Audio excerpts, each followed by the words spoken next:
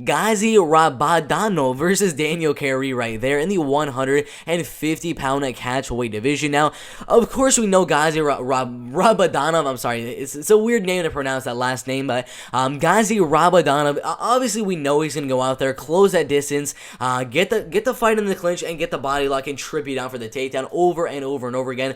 Just takedown after takedown after takedown, ground and pound, ground and pound, ground and pound, and look for the submission, look for the ground and pound TKO. That's what he's always done. Referee stoppage right there. Second round punches due to ground and pound, rear naked choke submission, ground and pound knockout win, ground and pound knockout win, rear naked. We obviously know exactly what he's going to try to do. He is also going to have the height advantage by 2 inches and the reach advantage by 5 inches right there. Has really good leg kicks, a really good jab at range as well. So in the fight, with the height and with that reach, it's going to force a guy like Daniel Carey to close that distance and land his strikes that he wants to land, because he does have some pretty good Muay Thai as well. So he's going to need to close that distance, and when that does happen, Gadzhi Rabadanov is going to go out there and just go down for the double leg, get on top of Daniel Carey, and implement his game plan of wrestling and grappling and ground and pounding for 3 straight rounds for that decision. So either way, if the fight does stay on the feet, I do think eventually Daniel Carey is going to have to close that distance, and that is going to force him to get really, really close, where Gadzhi Rabadanov is going to go down for a takedown and control the fight on the ground.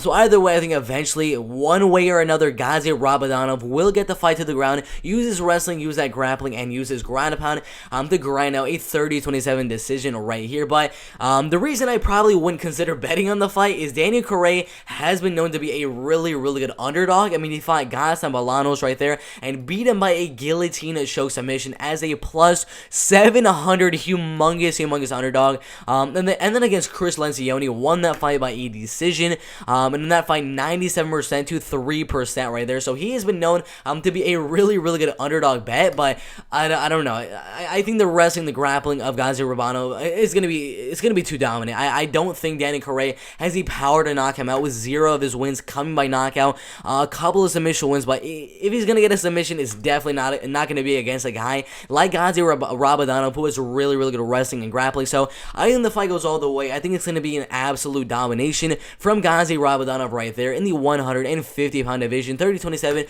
30-27, and 30-27 on the judges' scorecards to a unanimous decision right there. Should be a really, really good fight in the 150-pound division right there.